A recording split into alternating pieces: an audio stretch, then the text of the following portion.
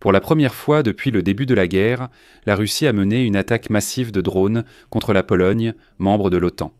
Mais il ne faut pas s'attendre au début de la Troisième Guerre mondiale, car l'OTAN a décidé de ne pas réagir. Dans cet épisode, nous analysons brièvement ce qui se cache derrière les actions du Kremlin, pourquoi cela s'est produit précisément maintenant et comment l'OTAN pourrait réagir à l'avenir. Et nous examinerons les questions clés. Quel est l'objectif de l'attaque russe contre la Pologne? Comment cette attaque est-elle liée aux tentatives de négociation de paix? Et quelles options de réaction l'OTAN a-t-elle à sa disposition? Et s'ils répondent malgré tout, il n'y aura ici aucun fait concret. Ici, nous allons analyser concrètement ce qui s'est passé et essayer d'aborder ce sujet de manière analytique. Je m'appelle Alexei Petchi. Aujourd'hui, nous sommes le 10 septembre et avant de commencer, je vous demande de vous abonner à cette chaîne, de mettre un like et de ne pas oublier d'écrire n'importe quel commentaire sous cette vidéo. Abonnez-vous aussi à ma chaîne Telegram Petchi News via le lien en description. Là-bas, nous diffusons les infos en temps réel dès leur arrivée. Alors, commençons par ce qui se cache derrière les actions du Kremlin lorsque Poutine a décidé d'attaquer la Pologne aujourd'hui, même si l'attaque russe contre la Pologne était limitée d'un point de vue militaire. 4 drones ont été abattus par la défense aérienne polonaise et de l'OTAN, d'autres ont endommagé une maison et une voiture. Ces conséquences dans la sphère de l'information sont bien plus importantes. Le Kremlin misait probablement exactement sur cet aspect, surtout la composante informationnelle.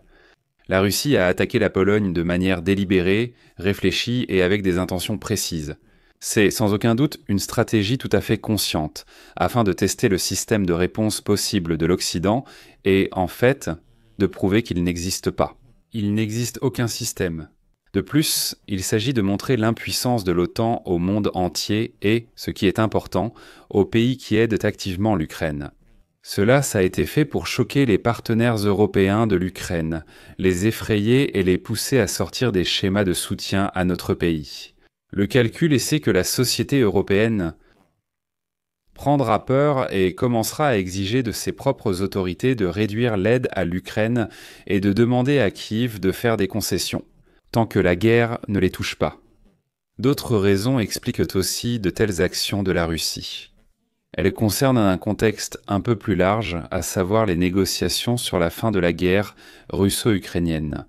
Il s'agit d'une stratégie appelée escalade pour la désescalade.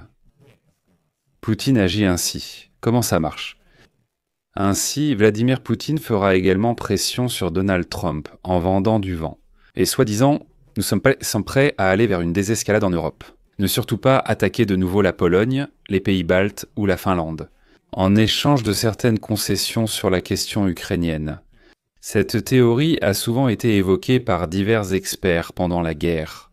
Et Poutine est même prêt à procéder à une invasion partielle de n'importe quel pays de l'OTAN pour ensuite s'arrêter brusquement et proposer le retrait des troupes russes de ce pays, mais en échange de l'abandon de l'Ukraine. En gros, qu'est-ce qui était le plus important pour vous? La sécurité de l'OTAN ou l'Ukraine? Et la réaction de l'OTAN a montré que, malheureusement, l'Alliance serait peut-être même prête à faire un tel pas. Un autre aspect de cette histoire est la Russie cherchant à contourner les sanctions américaines.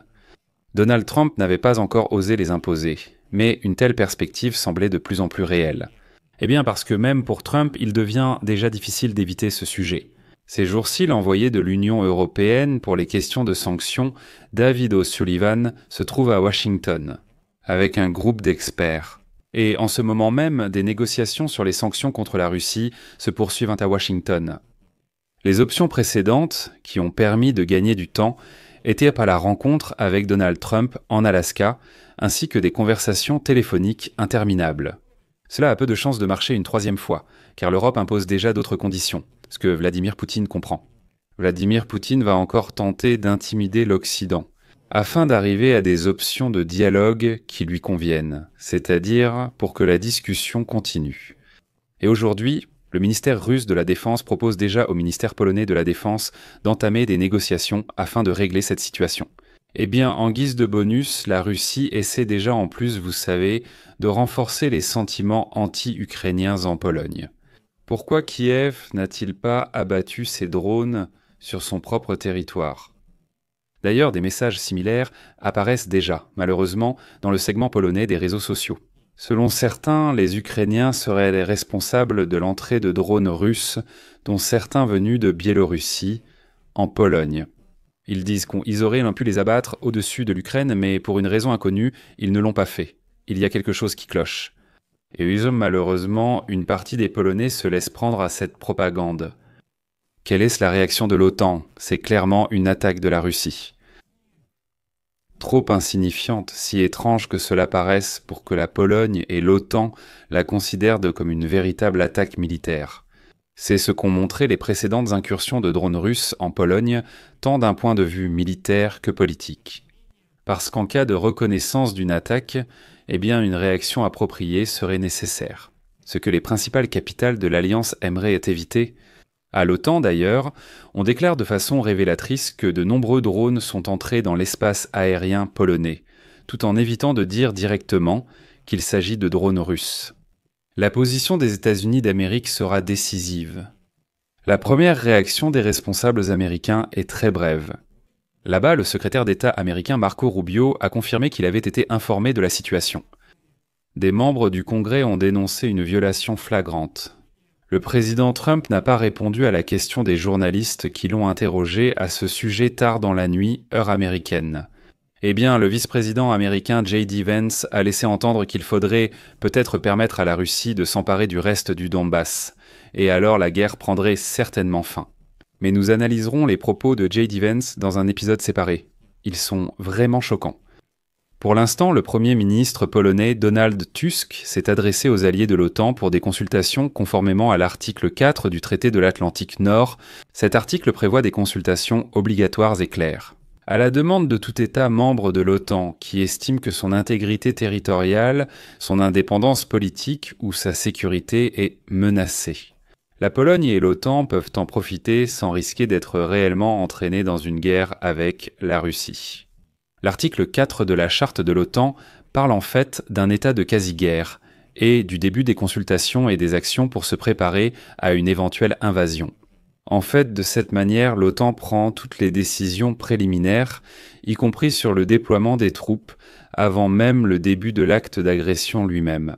Et en fait, cela démontre déjà que l'OTAN est entièrement prête à toute évolution de la situation. Mais ça, c'est sur le papier. En pratique, on ne voit pas encore d'action active, à l'exception, je le souligne, de la défense ou de la protection. Pour l'Ukraine, d'autres mesures de l'Alliance face aux actions russes seraient évidemment souhaitables. Et aujourd'hui, le chef du ministère des Affaires étrangères de l'Ukraine, Andriy Sybiha, a appelé l'Occident à prendre une décision concernant l'utilisation des moyens de défense aérienne des pays voisins, pour neutraliser cibles, drones et missiles au-dessus du territoire ukrainien pour la sécurité collective. Par exemple, les mêmes patriotes sont en Pologne. Alors pourquoi ne détruisent-ils pas les missiles et drones au-dessus de l'Ukraine? Premièrement, cela aiderait l'Ukraine. Deuxièmement, cela empêcherait l'entrée de ces drones et missiles en Pologne. Une telle démarche demanderait plus de détermination des dirigeants de l'OTAN, mais elle n'existe pas actuellement. En attendant, près de Minsk, on construit des bases où les missiles russes Oreshnik pourraient être déployés. Les journalistes du projet Skemi, en collaboration avec leurs collègues biélorusses et estoniens, ont analysé des images satellites et créé une carte des sites militaires en Biélorussie qui inclut à la fois de nouvelles bases et d'anciens terrains d'entraînement modernisés prévus pour être utilisés lors des exercices militaires de conjoints entre la Russie et la Biélorussie, baptisés Zapad de Mitsom Milan 1025. Et voilà que des experts supposent que sur l'une de ces bases, des missiles balistiques russes Oreshnik pourraient être déployés, visant précisément la Pologne. Ici, je vais laisser un point de suspension lourd de sens. Donnez votre avis, partagez vos conclusions dans les commentaires sous cette vidéo. Abonnez-vous à la chaîne, activez la cloche et n'oubliez pas de mettre un like. C'est tout pour aujourd'hui. Prenez soin de vous, à bientôt.